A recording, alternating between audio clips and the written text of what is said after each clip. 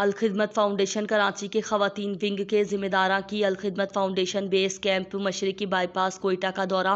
Base camp خیمہ بستی میں مقیم سیلاب متاثرین خواتین میں دینی اور عصری تعلیم کے حوالے ترغیب دی گئی اور انہیں اس موقع پر قرآن کریم کا تحفہ بھی دیے گئے۔ خواتین ونگ جماعت کے ذمہ داران کا کہنا تھا، الخدمت فاؤنڈیشن جماعت اسلامی اس وقت پورے ملک میں بے سہارا لوگوں کے لیے سہارا بنا ہوا ہے، جس کی بدولت آج بے یار و مددگار لوگ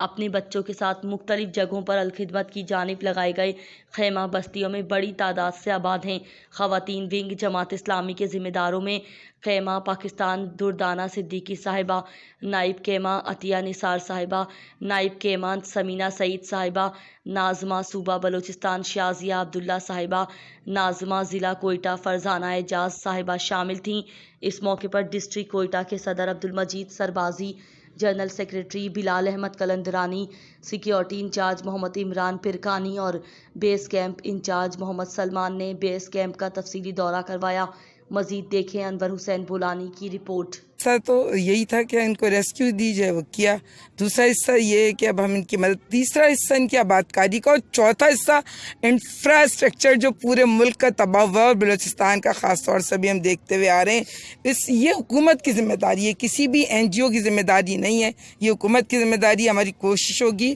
کہ ہم حکومت پہ زور ڈالیں کہ وہ جو اتنی اربوں کی تعداد میں جو آپ کو امداد آئی ہے وہ کہاں گئی ہے، وہ اس امداد کو ان کے اوپر خرچ ہونا چاہیے، اور انشاءاللہ جماعت اسلامی اور الخدمت اپنی ممکن بھر کوشش کرے گی کہ یہ ان کے پیٹوں میں نہ جائے، کیونکہ یہ بھی ہماری ہی اطلاعات میں کہ دکانوں پہ بک رہے ہیں، جو وہاں سے آ رہا ہے نا برطانیہ وغیرہ سامان آیا ہے، وہ دکانوں کے اوپر پہنچ گیا ہے، وہ کیمپوں میں کیوں نہیں پہنچا، وہ لوگوں تک کیوں نہیں پہنچا۔ اور اب تک میں جہاں میں سندھ سے ہو کر آئی ہوں، یہ ہماری قیوں ہیں، یہ بھی ہو کر آئی ہیں، ہم بلوچستان کے لذب الہب کی پٹی پہ بھی گئے، ہر ایک نے ہم سے ہی کہا، کوئی آتا ہے تصویریں نکالتا ہے، دعا دیتا ہے اور چلا جاتا ہے، اور کچھ لوگوں نے تو کہا ہمارے پاس کوئی آیا ہی نہیں ہے۔ اور اس وقت سب سے زیادہ مشکل میں وہ لوگ ہیں جو کیمپوں میں بھی نہیں ہیں، کسی کے گھروں میں پناہ لیے، وہ بھی ایک بڑی کثیر تعداد ہے، اور حکومت کو اس پہ اچھا۔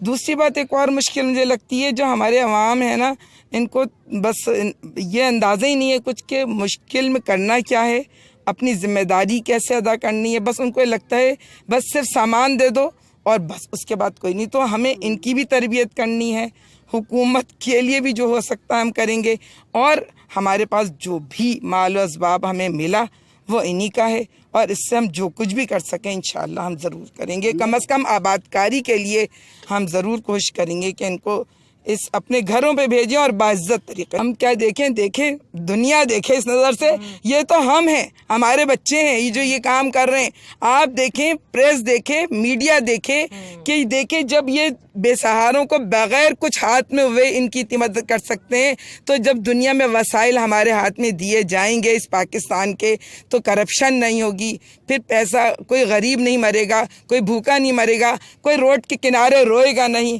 کوئی نہیں ہوگا۔ اگر یہ کیمپوں میں ہم بغیر کسی مدد کے، بغیر کسی پیسے کے ہم لوگوں کی مدد کر سکتے ہیں، تو یہ تو دنیا کے دیکھنے کی بات ہے کہ دیں وہ طاقت کے خزانے جس کے اوپر وہ لوگ بیٹھے ہیں جو انصاف نہیں کرتے،